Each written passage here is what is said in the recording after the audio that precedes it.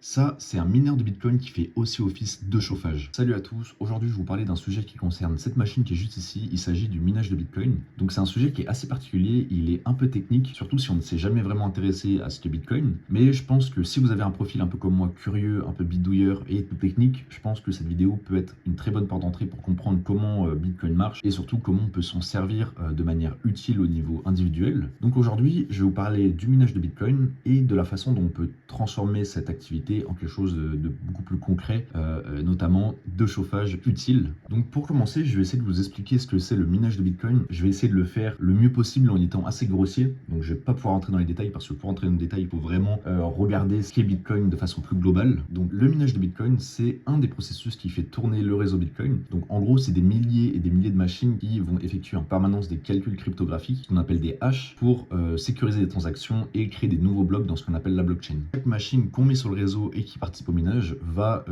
participer à la même énigme mathématique que les autres. En gros, c'est une équation qui est extrêmement difficile à trouver, mais chaque tentative est aléatoire. On peut comparer ça à un ticket de loterie. Si on achète un ticket de loterie, la tentative est indépendante et aléatoire, mais plus on en achète, plus on a de chances de trouver la bonne solution. En Bitcoin, c'est la même chose, c'est-à-dire que plus on a de puissance de calcul, plus on a de chances de trouver la bonne solution. Et quand on trouve la bonne solution, on a le droit de propager un bloc et de recevoir une récompense de 3,125 bitcoins, ce qui correspond à l'heure actuelle à un peu plus de 300 000 $. Je parle à des gens qui ont normalement un profil un peu technique, je peux rentrer dans les détails de ce que fait vraiment le mineur de Bitcoin quand il fait son calcul cryptographique. En réalité, le mineur de Bitcoin, il va faire un calcul cryptographique qui va faire à l'infini. Donc en entrée, ce qu'on a comme information, c'est un regroupement de transactions qui sont en attente de validation. Il va les prendre, il va les mettre dans ce qu'on appelle un template de bloc et ensuite, il va essayer de calculer l'empreinte numérique de ces informations-là. Cette empreinte numérique, elle va être réalisée grâce à la fonction double SHA-256. Elle sera représentée avec un très grand nombre, donc un nombre sur 256 bits, c'est entre 0 et 2 puissance 256-1. Si on fait ce calcul en boucle, comment on sait si on a résolu l'énigme? Simplement, comme je l'ai dit, l'empreinte, ça va être un très grand nombre sur 256 bits. Alors le réseau Bitcoin, en fonction de la puissance actuelle allouée pour le minage, va déterminer une cible. Donc cette cible, ça va être un nombre entre 0 et 2 puissance 256-1. Plus il y a de puissance de calcul, plus cette cible sera basse et vous allez pouvoir résoudre l'énigme si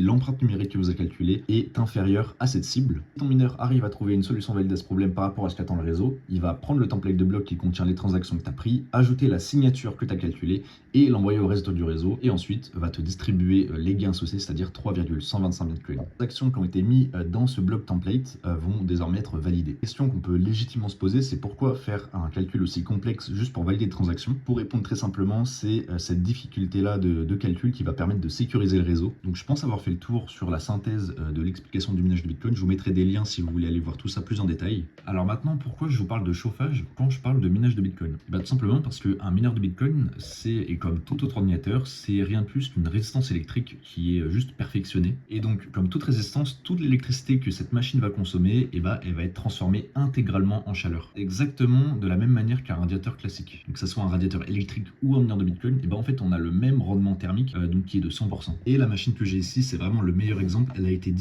construite et designée exprès pour ça. Ça, c'est une machine, d'ailleurs, dont je vous mettrai le lien en description si ça vous intéresse. C'est une machine qui consomme jusqu'à 140 watts, donc qui peut chauffer à peu près une pièce de 10 à 15 mètres carrés. Mais il existe bien d'autres exemples de cas concrets d'usage de ce système-là. Donc maintenant que je vous ai expliqué comment fonctionne le minage et comment on pouvait en avoir un usage utile, la question c'est comment on peut être rémunéré grâce à ça. Parce que c'est vrai qu'à la base, toutes ces machines-là, elles tournent pour essayer de gagner la récompense de bloc. Donc en fait, il y a deux philosophies qu'on mine avec ce genre de machine. La première, c'est si on veut rentabiliser la machine et avoir des gains réguliers. Ça implique de mettre votre puissance de calcul en commun avec énormément de personnes dans ce qu'on appelle un pool. Et de ce fait-là, quand un des mineurs trouve une récompense, celle-ci est divisée par le nombre de mineurs proportionnellement à la puissance de calcul que vous avez fournie. Donc ça permet d'avoir des gains faibles mais réguliers. Donc si vous vous servez de ces machines pour faire du chauffage, vous pouvez vous servir des récompenses pour faire baisser la facture d'électricité. La deuxième philosophie, ça va être le minage solo, c'est-à-dire que vous allez être seul face au réseau, vous allez miner avec personne d'autre. C'est ce que j'appelle le mode loterie, c'est-à-dire que les seules récompenses que vous allez avoir, c'est si vous trouvez un bloc, c'est-à-dire que vous avez très peu de chance, mais si vous trouvez un bloc, vous gagnez la récompense complète de 3,125 bitcoins. Avec une petite communauté de personnes, on a décidé d'ouvrir notre propre pool de minage bitcoin, comme ça en fait on va regrouper tous nos petits mineurs pour avoir plus de chances de gagner la récompense. Mais également, ça nous permet de nous entraider sur plein de sujets et d'apprendre tous les jours à propos de Bitcoin. Donc cette pool, elle s'appelle Les Chauffagistes et je vous mets le lien du Discord et du site en description. Je suis sûr que ça peut vous intéresser. Donc maintenant,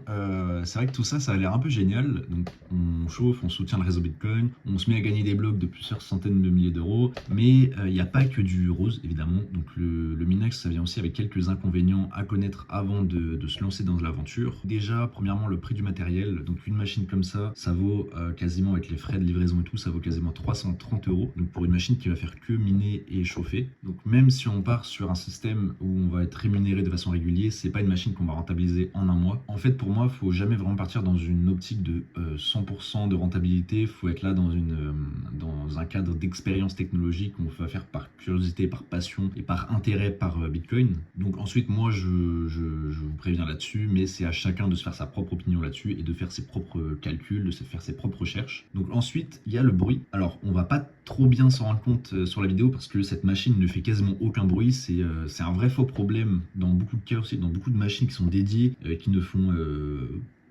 qu'on arrive à optimiser pour qu'elles ne fassent aucun bruit. Mais si on utilise des machines qui ont été faites pour du minage pur à l'époque et qu'on veut s'en servir pour créer un chauffage, et bah notre problème majeur, ça va être la gestion du bruit. Donc le troisième point noir, c'est la fiabilité. Donc même si généralement on est sur des machines qui sont créées et optimisées pour ça, on est quand même sur des machines, enfin, des composants informatiques qui tournent potentiellement 24 heures sur 24 à haute température. Donc c'est des composants qui peuvent s'user. Certains ventilateurs ou certaines puces peuvent tomber en panne. Donc il y a également ce point-là qu'il faut prendre en compte. Donc je pense que j'ai abordé tous les points dont je voulais parler. Pour conclure, je peux dire que le minage de base c'est vu par beaucoup de gens comme une activité très énergivore réservée à des grosses entreprises, des grosses fermes de minage. Mais en fait, chacun peut agir au niveau individuel pour tout d'abord sécuriser le réseau, mais aussi en lui donnant une double utilité qui peut servir à d'autres personnes que des entreprises pour générer du profit. Donc tu vas pouvoir te chauffer, gagner un peu d'argent et apprendre énormément et participer à ce réseau qui est incroyable. Donc c'est exactement l'idée derrière le projet des chauffagistes, donc la pool dont je vous ai parlé. Donc franchement, je vous conseille d'aller cliquer sur le lien du Discord en dessous pour aller discuter avec nous sur ce sujet-là et aller voir le site. Il y a vraiment tout qui est expliqué. Donc si cette vidéo t'a plu, n'hésite pas à mettre un like, à me demander s'il faut que j'aborde d'autres points plus en détail et à nous rejoindre chez les chauffagistes. On est bien au chaud avec nos mineurs. Abonne-toi et mets un message en commentaire. Sur ce, ciao, à la prochaine.